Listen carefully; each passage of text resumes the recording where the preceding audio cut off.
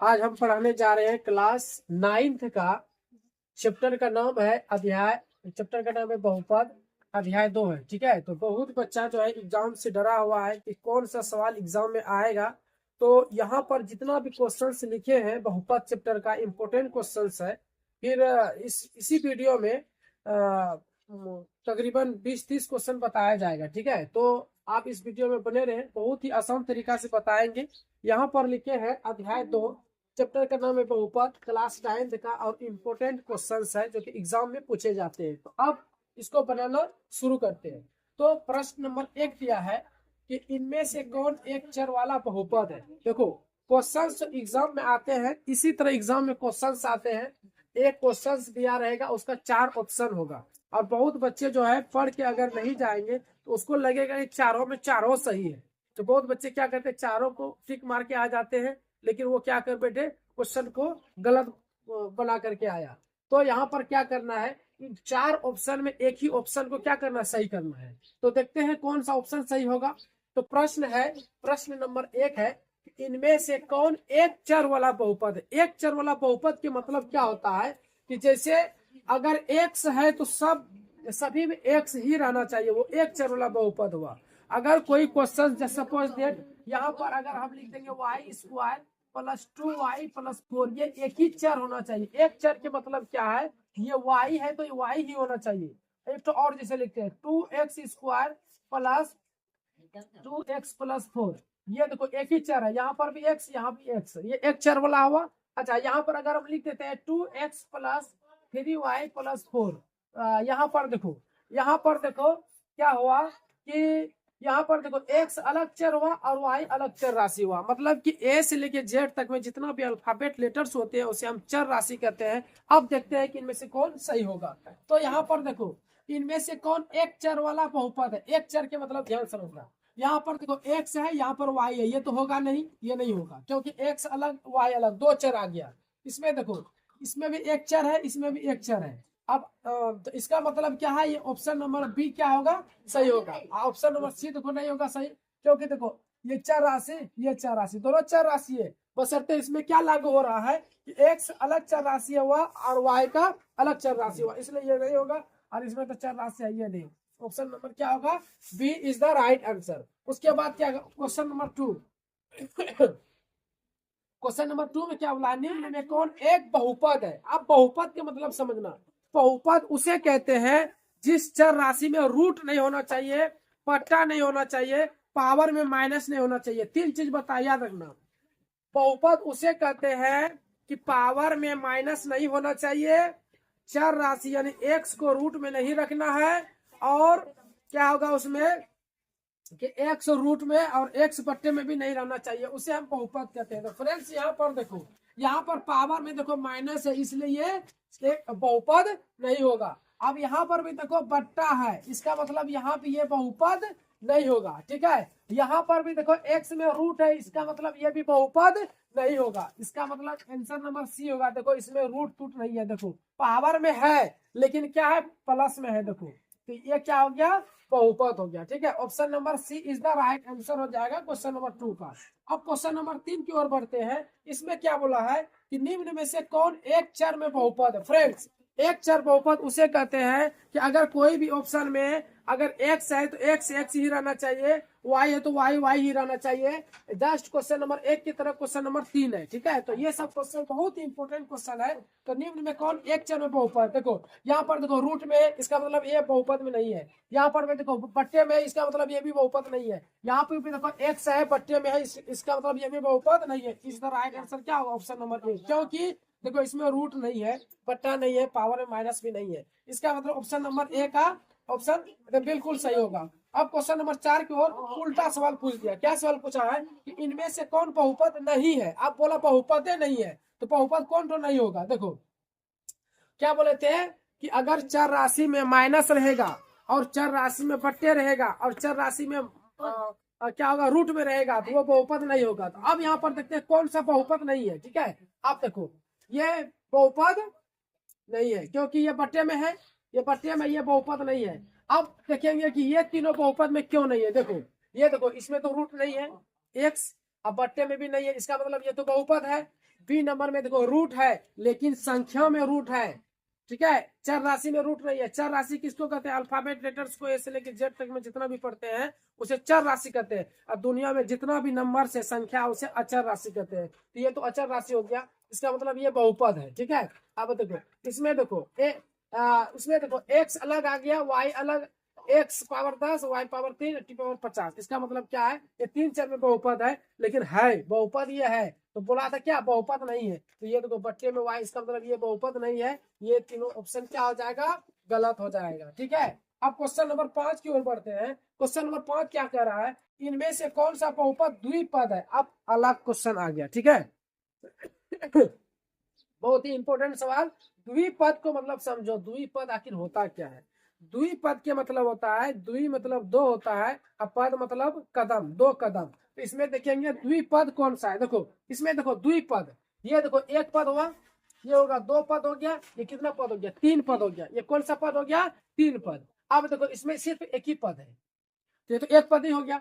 अब यहाँ पर देखो इसमें ये एक पद, ये दो पद, इसका मतलब इस द राइट आंसर क्या हो जाएगा? ऑप्शन नंबर सी होगा। इसमें देखो तीन पद है, एक दो तीन, यानी कि तीन तीन भाग में बटा हुआ है। ये तीन पद हो गया, एक भाग में रहेगा उसे एक पद कहेंगे, दो भाग में रहेगा उसको द्विपद कहेंगे, और ये भी हो गया त्रिपद। फ्रेंड्स यहाँ पर आप सब बहुत ही आसान विधि से समझ रहे हैं। तो ये सब क्वेश्चन बहुत ही इंपॉर्टेंट क्वेश्चन होते हैं, क्योंकि एग्जाम बहुत नजदीक आ चुका है। बहुत बच्चे का सवाल आता है कि सर हमको इंपॉर्टेंट सब क्वेश्चन सिर्फ बताइए, तो यही सब एग्जाम में पूछे जाते हैं, ठीक है।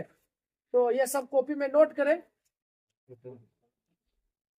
फ्रेंड्स प्रश्न नंबर 6 की ओर पढ़ते हैं, ठीक है। तो प्रश्न नंबर 6 क्या कह रहा है, ध्यान देना। बोला कि निम्न में कौन रेखिक बहुपद है, ठीक है। अब रेखिक बहुपद किसे कहते हैं?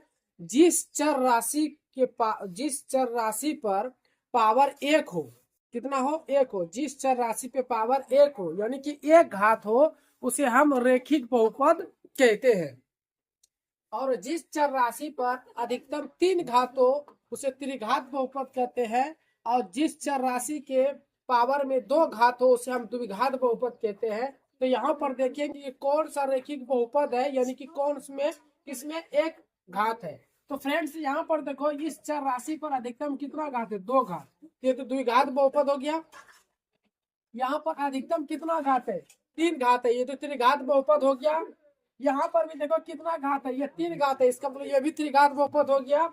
And option number D is the right answer. क्यों? क्योंकि देखो एक्स में पावर कुछ नहीं रहता है ना, एक रहता है। तो जिस चर राशि पर पावर एक होता है, उसे हम रेखिक बहुपद कहते हैं, ठीक है। अब क्वेश्चन नंबर 7 की ओर बढ़ते हैं। निम्न में कौन द्विघात बहुपद है? द्विघात मतलब क्या है?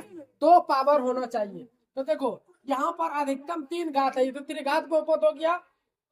यहाँ पर देखो पावर एक है, तो ये तो रेखिक बहुपद हो गया। यहाँ पर देखो पावर में अधिकतम कितना है? दो घात है, इसका मतलब इस द राइट आंसर क्या हो जाएगा? ऑप्शन नंबर सी, द्विघात बहुपद। अब क्वेश्चन नंबर 8 देखो। क्वेश्चन नंबर 8 क्या है कि निम्न में कौन त्रिघात बहुपद? अब तो त्रिघात पूछा है, तो यहाँ पर तो ये तो द्विघात बहुपद हो गया, ये भी ऑप्शन नहीं होगा सही। ये देखो ऊपर पावर कुछ नहीं तो एक है, तो रेखिक बहुपद हो गया, ये भी ऑप्शन सही नहीं होगा। Option number C is the right answer. अब बहुत बच्चे बोलेंगे सर ऑप्शन नंबर डी में भी पावर तीन है, तो लेकिन ये किसमें है? बट्टे के रूप में। हम पहले बता दिए हैं, जिस चर राशि बट्टे के रूप में रहता है वो बहुपद नहीं होता है, ठीक है। तो ये नहीं होगा, ऑप्शन नंबर सी सही होगा। क्वेश्चन नंबर 9, बहुपद 5x power 3 plus 4x square plus 7x का घात क्या है? घात मतलब पावर इसका क्या है? पावर इसका क्या है, ठीक है, घात क्या है। तो यहाँ पर देखना, यहाँ पर तीन घात भी है, दो घात भी है, इसके ऊपर कुछ नहीं तो एक घात भी है। देखो तीनों में घात है। अब पूछने का सिस्टम तरीका क्या है? अब बताओ, पावर तो इसमें भी तीन है, इसमें भी पावर दो है, इसमें भी पावर एक है, तो घात तो सब हो गया। यहाँ पर घात ही पूछा है, लेकिन इन तीनों में सबसे ज्यादा अधिकतम घात कौन सा है? तीन का है। मतलब इसमें तीन में क्या होगा? सबसे ज्यादा ताकत होगा। एक में तो कम होगा, दो में कम होगा, तीन में क्या होगा? ज्यादा होगा। जैसे कोई भी रन जब विपक्षी टीम जो बनाता है, जैसे ए टीम बनाया 20 रन और बी टीम बनाया 19 रन, तो जीत किसका होगा? 20 का होगा। इसी तरह यहाँ पर भी है, 1 2 3, जीत किसका होगा? 3 का होगा। इसलिए अधिकतम घात क्या है? 3 है। तो यहाँ पर पावर कितना हो जाएगा? ऑप्शन नंबर कितना हो जाएगा? सी हो जाएगा इज द राइट आंसर। अब देखो क्वेश्चन नंबर 10। क्वेश्चन नंबर 10 में क्या बोल रहा है कि बहुपद 4 माइनस वाई स्क्वायर का घात क्या होगा। तो घात कितना है, 2 है। ऑप्शन नंबर बी सही हो जाएगा। ये तो बहुत आसान है। क्वेश्चन नंबर 11 की ओर बढ़ते हैं। बहुपद 5 Y square minus 4 Y square minus 6 का घात क्या होगा। अब पता है इसमें सबसे बड़ी घात किसका है, 6 का। ऑप्शन नंबर क्या हो जाएगा, is the right answer. Option number C होगा। तो फ्रेंड्स ये सब क्वेश्चन बहुत ही इंपॉर्टेंट क्वेश्चन होते हैं, ठीक है। ये सब क्वेश्चन तैयारी आप सब करें, एग्जाम में 100% रिजल्ट अच्छा आएगा। नंबर 12 जो है बहुत ही इंपॉर्टेंट सवाल, और हर साल एग्जाम में ये सब सवाल आते हैं। तो यहाँ पर क्वेश्चन नंबर 12 में क्या लिखा है, ध्यान देना। क्वेश्चन नंबर 12 में दिया है कि 2x पे power 3 minus 5x power 2 minus x plus 3 में एक्स स्क्वायर का गुणांक लिखिए। फ्रेंड्स ये एक्स स्क्वायर को ही पकड़ के रखना है, क्योंकि फालतू सवाल है। एक्स स्क्वायर, अब देखो एक्स स्क्वायर कहाँ है, यहाँ पे है ना। तो एक्स स्क्वायर हम इसको घेर दिए ताकि ज्यादा आप सबको समझ में आएगा। तो देखो एक्स स्क्वायर का गुणांक के मतलब क्या होता है कि गुना। तो एक्स स्क्वायर के जस्ट बगल में संख्या कितना दिया हुआ है, बोलो। संख्या -5 है ना। इसका मतलब ऑप्शन नंबर बी क्या हो जाएगा, सही हो जाएगा। यहाँ पर भी देखो क्वेश्चन नंबर 13 में बहुपद 2 plus x square plus x में एक्स स्क्वायर का गुणांक लिखिए। तो एक्स स्क्वायर के बगल में देखो कुछ भी संख्या है नहीं, है ना। तो कोई संख्या नहीं, तो एक छिपा हुआ रहता है। ऑप्शन नंबर बी क्या हो जाएगा, सही हो जाएगा। क्वेश्चन नंबर 14 देखो, बहुपद पाई बटे 2 एक्स स्क्वायर प्लस एक्स में एक्स स्क्वायर का गुणांक लिखिए। एक्स स्क्वायर के बगल में कितना है, पाई बाय 2। इसका ऑप्शन क्या हो जाएगा, बी सही हो जाएगा। क्वेश्चन नंबर 15, बहुपद √2x माइनस 1 में एक्स स्क्वायर का गुणांक लिखिए। अब तो बच्चा यहाँ पर फर्क गया, बोलेगा कि सर ये क्वेश्चन गलत छाप दिया है, यही बोलेगा ना कि बहुपद √2x माइनस 1 में एक्स स्क्वायर तो यहाँ है ही नहीं। इसमें एक्स स्क्वायर था, इसमें भी एक्स स्क्वायर था, इसमें भी एक्स स्क्वायर है। इसमें एक्स स्क्वायर नहीं दिया है, और यहाँ पर एक्स स्क्वायर का गुणांक पूछ रहा है। इसका मतलब ये वाला क्वेश्चन क्या है, गलत है। बच्चा सब इसको बनाता नहीं, छोड़ देता है। तो ये क्वेश्चन बिल्कुल ही सही है, ठीक है। देखो क्यों, अब देखो यहाँ पर एक्स स्क्वायर है ही नहीं। सपोज देख आप सब पढ़ने आए होंगे अपना अपना कोचिंग में या स्कूल जाते होंगे पढ़ने के लिए, तो वहां पर अटेंडेंस बनता है, हाजिरी बनता है ना। बोलता है सोनू कुमार यस सर, है ना। Prince Kumar yes sir, Manish Kumar yes sir, Pritam Kumar yes sir. Farman Ansari नहीं आया है सर, तो क्या हो गया, अब्सेंट सर। अब्सेंट हो गया ना, वो आया ही नहीं, तो इसको हाजिरी बनेगा, जीरो बनेगा कि नहीं बनेगा। उसी तरह यहाँ पर सवाल है कि एक्स स्क्वायर, इसका मतलब एक्स स्क्वायर, यहाँ पर एक्स स्क्वायर का हाजिरी यहाँ पर बना ही नहीं है ना जी। एक्स स्क्वायर का यहाँ हाजिरी बना है, इसका हाजिरी नहीं बना है, इसका आंसर क्या होगा, जीरो नहीं होगा। इसका हाजिरी नहीं बना, मतलब जैसे फरमान अंसारी पढ़ने नहीं, उसका हाजिरी बना नहीं बना, तो उसका आंसर क्या होगा, जीरो, मतलब जीरो हाजिरी बना। उसी तरह एक्स स्क्वायर के यहाँ पर हाजिरी नहीं है, स्कूल में पढ़ने ही नहीं आया है, इसका आंसर क्या आ जाएगा, बहुत आसान है। अब क्वेश्चन नंबर 16 देखो। क्वेश्चन नंबर 16, एक्स बराबर 0 के लिए बहुपद ये दिया है का मान निकाले। अब यहाँ पर क्या करेंगे, सोल्व करना होगा, तब पता चलेगा आंसर क्या होता है। सोल्व करके दिखाते हैं। तो यहाँ पर सबसे पहले हम लिखते हैं हल, ठीक है। या 4 ऑप्शन दिया है, देखते कौन सा ऑप्शन सही रहेगा। जब तक सोल्व नहीं करोगे तब तक पता नहीं चलेगा। एक्स का मान क्या दिया है, 0 दिया है ना, तो एक्स बराबर 0 दे दिए, एक्स बराबर 0।